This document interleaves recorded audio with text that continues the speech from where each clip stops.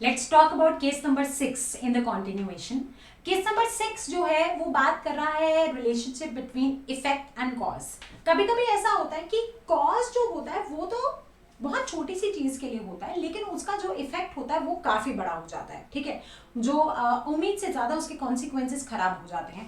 This is talking about in this MS Murthy case. इस case में जो इशू है बेसिकली वो इस बात का है कि क्या अगर हम जिसको मारना चाहें और वही मरे तभी केस बनता है, या फिर जिसको नहीं मारना चाहते थे वो इफेक्ट से मर जाए तो भी मर्डर का केस बनता है। This is the basic issue in this case. अब इस एमएस मूर्ति केस में क्या हुआ था कि जो एमएस मूर्ति बंदा है वो एक अपल्ला नरसिम्हलु नाम के बंदे को मारना चाहता था।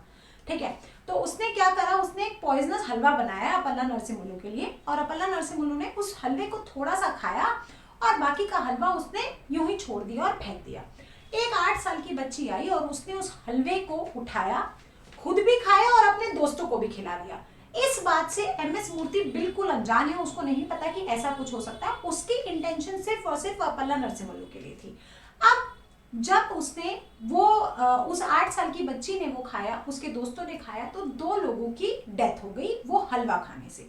Now the cause is the poisonous halwa, effect is the death of 2 children.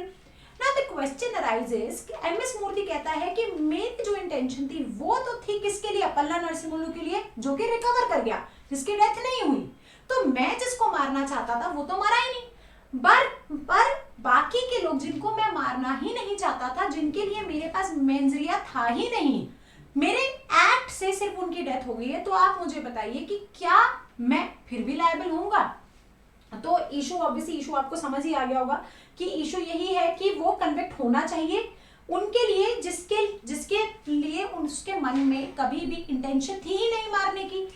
अब कोर्ट ने क्या ऑब्जर्व करा, कोर्ट ने कहा कि अगर आप सेक्शन 299 की डेफिनेशन, जो कि कल्पेबल ह्यूमिसाइड सबसे पहले लगता है, उसकी डेफिनेशन अगर ध्यान से पढ़ें तो उसमें लिखा है कि if you intend to kill a person, उसमें ये कहीं नहीं लिखा कि आप उसी को मारना चाहते हैं जिसको आप मारना चाहते हैं और वही मरे।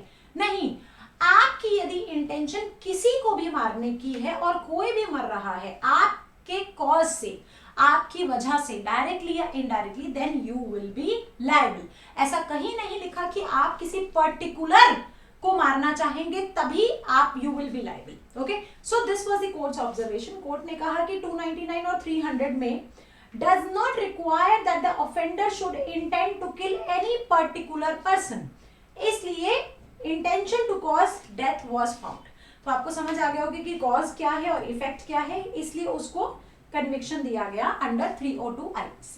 समझ आ गया अच्छे से? So this was the relationship between cause and effect under the case number 6 of MS मूर्ति, जिसमें उसकी इंटेंशन नरसिम्हलु को मारने की थी। तो फैक्ट आपको अच्छे से समझ आ रहे होंगे, सारे केसेस अच्छे से क्लियर हो रहे होंगे। दोस्तों के साथ शेयर करो और कमेंट करो। Thank you so much, bye bye.